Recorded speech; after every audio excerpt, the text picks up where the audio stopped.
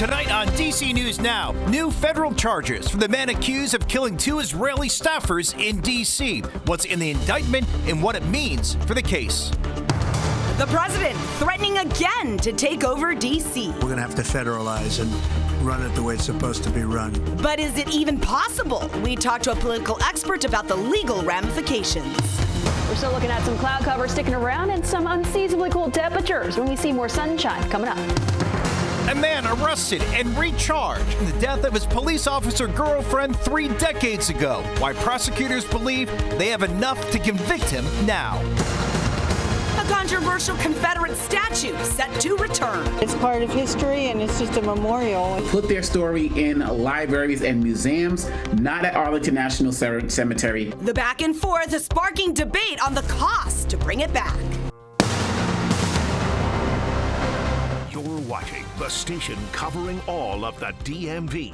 This is DC News Now. Hi, everyone. Thank you so much for joining us for DC News Now at 9. I'm Susan Tran. And I'm Chris Flanagan. Developing tonight, the man accused of killing 2 Israeli staff members outside a museum in D.C. earlier this year has been indicted on federal hate crime and murder charges.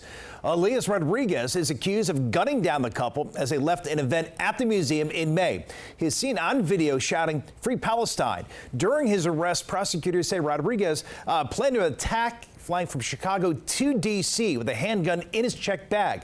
He also purchased a ticket for that event at the museum just 3 hours prior to that. This indictment clears the way for the Justice Department to potentially seek the death penalty if he's convicted. Now, he's accused of brutally killing Yaron Lichinsky and Sarah Milgram, shooting them at close range as they were leaving that event at the Capitol Jewish Museum. Friends saying that the couple were set to be engaged just the following week. Milgram was from Kansas and Lichinsky is an Israeli citizen. Violence in the district is top of mind for President Trump. He's again threatening to take over D.C. and this time for teen crimes. And we do want to warn you, the image, it's disturbing. The president says a former DOJ staffer was attacked by a group of teens Sunday morning. The president posting a photo of the victim on social media. You can see it here. 19-year-old Edward Korstein is sitting on the ground on Swan Street in Northwest D.C. According to the police report, officers on patrol saw the attack, then intervened. 2 15-year-olds from Maryland were arrested. The president posting on Truth Social that the law in D.C. must be changed to prosecute these minors as adults and lock them up for a long time, starting at age 14. Now, leaders with Free D.C., an organization dedicated to keeping the district's independence and home rule, saying teens need intervention, not more severe punishment, and is condemning the president's threat, saying the kids in the district are not pawns to be taken advantage of for politics. I'm sorry that that person experienced violence, but to say in response to that we should treat 14-year-olds as adults is really, really inappropriate. President Trump's latest threats are sparking so many questions. Oh, absolutely. Does he actually have the authority to take over the district? DC News Now anchor Mark Hall here. And Mark's not as simple as that. Well, it's not as simple as that. And Chris and Susan, you both know that the president has made these threats before. So it's certainly nothing new. But let's be clear. The president has a lot of power and a lot of influence, especially over the Republican-controlled House and Senate. But it is important to point out it would take an act of Congress to take control over D.C. Now, the Home Rule Act gives the district the right of self-governance by having an elected mayor and council. Now, keep in mind, Congress has the ultimate authority over the district and can overturn laws and revoke Home Rule. So that means that President Trump can't just issue an executive order to federalize the district.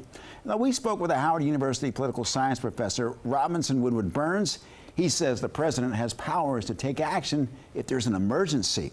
That's one option, is that Trump could deploy the National Guard in case of emergency. The second option would be a 1-month-long takeover of the Metropolitan Police Department, which Congress has authorized Trump to do. Again, that's reserved for emergency powers, but we've seen this administration really stretching the boundaries for what constitutes an emergency. Now, Woodward Burns says the president may continue to use the threat of a takeover as a strategy.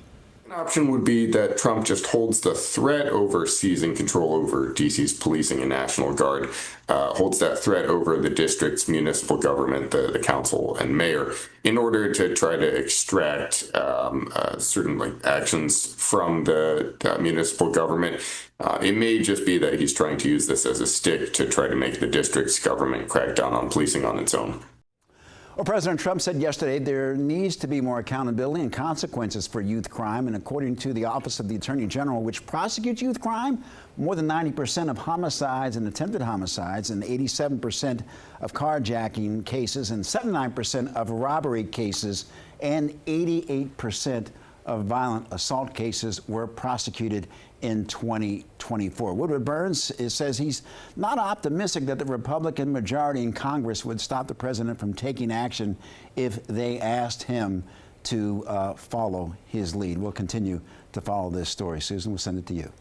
All right, Mark, thank you. We are following breaking news. A technology issue has forced United Airlines to ground flights all across the country. The airline is saying that it expects delays throughout the night. Dulles Airport is reporting 3 flight delays, and we've seen no changes over at DCA and BWI. This continues to be a breaking news story, and we'll pass along any updates on air online at dcnewsnow.com. All right, meanwhile, not a bad night for flying, at least here in the DMV. Chief Meteorologist Jackie Layer here, and a little bit of clouds out there, but overall not too bad. Yeah, not too bad as we're looking ahead towards your Wednesday night and into your Thursday too. We still will have some clouds out there tomorrow, but maybe a little bit more of that partial cloudiness out there for tomorrow afternoon after starting off with some cloud cover. We did have a few of those lighter showers. Those progressed across Frederick County, even up towards Washington County. Those continue to work their way now into southernmost parts of Pennsylvania. We're seeing those temperatures gradually falling into those upper 60s, Manassas, Winchester, Woodstock. We're into those lower 70s in D.C. at the moment. Eventually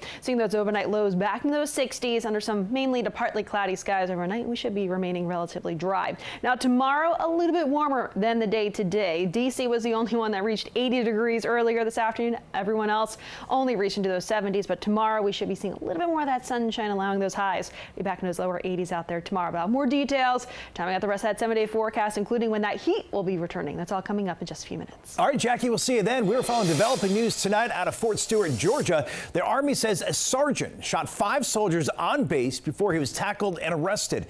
Details are still limited at this hour, but the injured soldiers are expected to be okay. The Army says the shooter used a personal handgun. Right now, there is no known motive. We'll have much more on this developing story ahead in our next half hour. Now to a controversial Confederate memorial removed from Arlington National Cemetery 2 years ago is coming back as President Trump continues to reverse what he calls erasing American history. DC News Now's Max Marcilla joining us live outside of Arlington National. And Max, when is this monument returning? Well, Susan, we're talking about at least another year and a half. It will be a lengthy and expensive process to bring the memorial back to the site where it once stood for more than 100 years. Less than 2 years ago, this statue was pulled down and brought to a warehouse in Virginia. The Confederate statue stood in Arlington National Cemetery since 1914, but an independent commission ordered its removal. The cemetery's own website describes it as offering a nostalgic, mythologized version of the Confederacy with highly sanitized depictions of slavery. Now it's coming back. These are racist depictions of people who were traitors to their country. American University professor Ome Congo Dibinga is calling out the Trump administration's decision. Others sharing a different tune. If they were taken away, they should be put back. Sharing the news on social media, Defense Secretary Pete Hegseth says, unlike the left, we don't believe in erasing American history, we honor it, calling those who took it down woke lemmings. Pete Hegseth talks about, this is about, getting rid of the woke lemmings and who want to rewrite history. This is rewriting history. Either way, it'll take time and cost money. ANC officials say it won't come back until 2027. The Associated Press reports it'll cost roughly $10 million. I get a little bit worried if we have important historical things that happen and then we don't have them places where we can see them. Having them in places where we honor, where we are honoring people or honoring events, that makes it a little more questionable. Now, some of the biggest criticisms of this statue, at least the way it looks, is how it embodies the faithful slave. Now, what we are learning is that AP reports when this statue does come back here to Arlington National Cemetery, there will be some sort of, contextualization of it that will be done near the memorial, but as of now, it is unclear what that will say. Reporting live outside Arlington National Cemetery, Max Marcilla, DC News Now.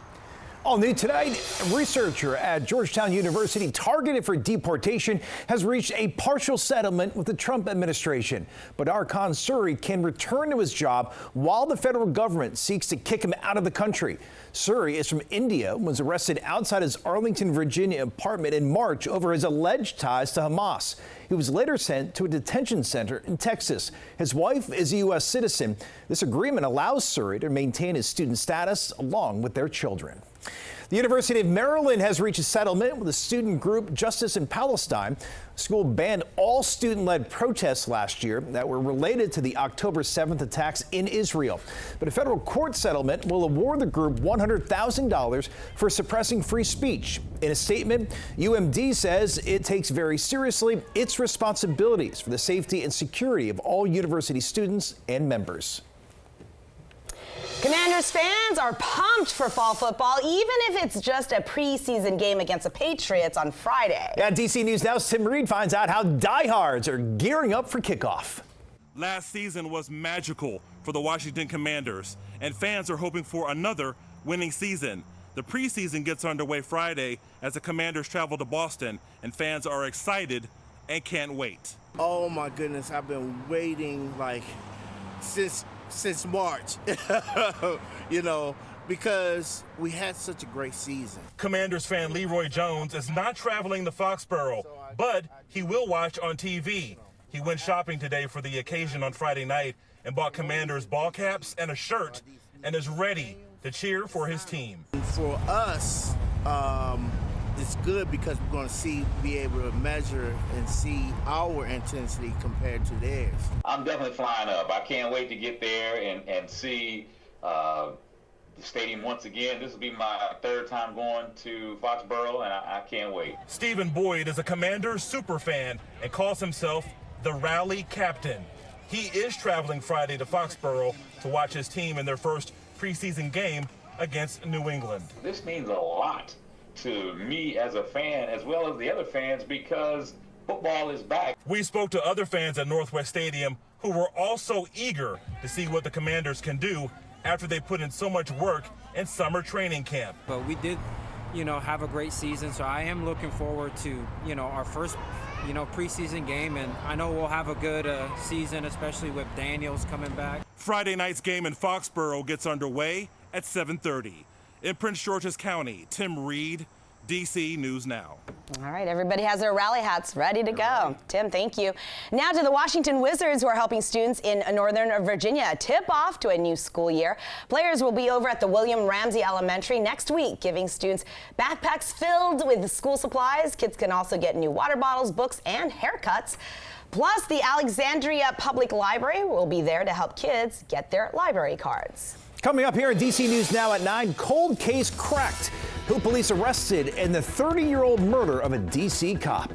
We're helping you stretch your dollar where you can save this week on staples like ground beef and eggs. And ahead at 9:30, keeping students safe. The new weapons detectors middle schoolers all across parts of Northern Virginia will see in the first day of class.